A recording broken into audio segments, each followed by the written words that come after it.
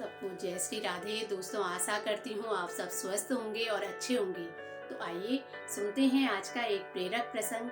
महाभारत के शांति पर्व में एक प्रसंग आता है ऊंट का। कहते हैं कि ऊंट ने ब्रह्मा जी की बड़ी तपस्या की और ब्रह्मा जी उसकी तपस्या से प्रसन्न हो गए और ब्रह्मा जी उसे दर्शन देने चले आए। ब्रह्मा जी ने कहा कि मांगो, तुम्हें क्या वरदान चाहिए, जो चाहिए तुम मांग सकते हो, मैं तुमसे प्रसन्न हूँ। अब ऊंट ने तपस्या तो कर ली थी, लेकिन उसका जो मूल स्वभाव था वो था बड़ा आलसी।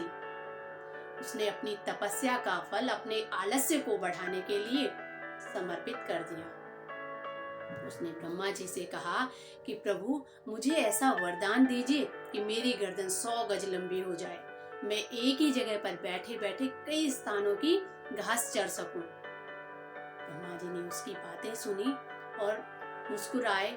विचार कर रहे हैं कि जिस तप का हेतु ही मलिन हो उसका परिणाम कभी अच्छा आ ही नहीं सकता, क्योंकि तपस्या हमेशा श्रेष्ठ कार्यों के विकास के लिए ही होनी चाहिए, न कि स्वार्थ पूर्ति के लिए। तप से जो ओज प्राप्त हो रहा है उस स्थान पर तुम आलस्य को प्राप्त कर रहे हो तो वो जीवन व्यर्थ है, उस जीवन का कोई अर्थ नहीं है। ब्रह्मा जी ने उसे बहुत समझाया, लेकिन ऊंट नहीं समझा। ब्रह्मा जी ने तथास्तु कहा और वहां से चले गए। अब ऊंट बड़ा प्रसन्न था, वो खुश था, क्योंकि वो जो चाहता था उसे वो मिल गया था। वो अपनी गर्दन को इधर उधर घुमाता और अपना पेट भर लेता। लेकिन एक दिन तेज आंधी के साथ बारिश आई। अब ऊंट बड़ा परेशान हो गया। ऊंट को अपनी लंबी गर्दन की समस्या महसूस होने लगी कि मैं अब अपनी गर्दन को किस प्रकार सुरक्षित रखूं। तभी उसकी नजर एक गुफा में गई। उसने अपनी गर्दन को उसी गुफा में डाल दिया और अब वो खुद को सुरक्षित महसूस कर रहा है, सुकून से है। तभी उसी आंधी और बारिश से बचने के लिए एक गीदड़ भी अपने परिवार को लेकर उसी गुफा में चला गया। गीदड़ परिवार ने जैसे ही वहां देखा तो वो खुश हो गए और ऊंट की गर्दन पर टूट पड़े। जब तक ऊंट को इस बात का पता चलता बड़ी देर हो चुकी थी। गीदड़ का परिवार ऊंट की गर्दन को खाना शुरू कर चुका था।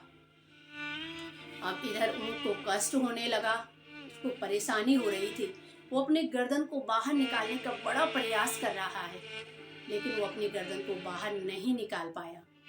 वो तड़प रहा है, कोशिश कर रहा है, लेकिन असफल रहा। अंत में उसकी मृत्यु हो गई।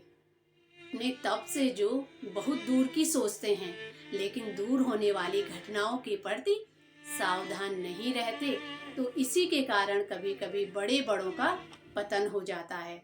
जब उपलब्धियां श्रेष्ठ हो तो छोटी छोटी कामनाओं को छोड़ देना चाहिए। तो इस कहानी से हमें यही प्रेरणा मिलती है कि जब भी कोई कार्य करो तो उसका एक उद्देश्य जरूर होना चाहिए। बिना उद्देश्य का कोई कार्य सफल नहीं होता है। कार्य श्रेष्ठ हो तो विचार भी श्रेष्ठ ही होने चाहिए। कार्य तो ऊंट ने भी अच्छा किया था, उसने ब्रह्मा जी की तपस्या की थी, लेकिन उसने उसका सदुपयोग नहीं किया। अंत में उसकी बड़ी बेरहमी से मृत्यु हो गई।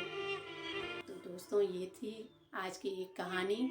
आशा करती हूँ आप सबको पसंद आएगी। इसी के साथ जय श्री राधे।